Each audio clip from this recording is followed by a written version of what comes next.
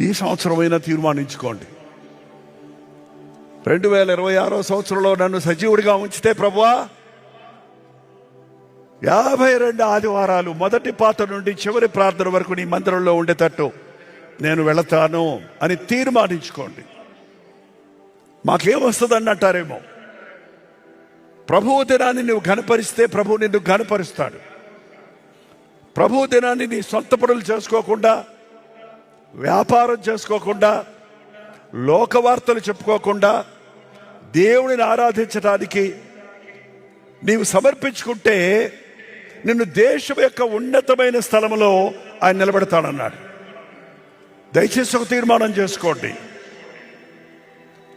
మన లెక్కలు సరి చేసుకోవాలన్నప్పుడు మన జీవితంలో ఎప్పుడూ దేవునికి రుణపడి ఉన్నాం. ఆయన ఎప్పుడూ మనకు రుణస్థుడు కాదు.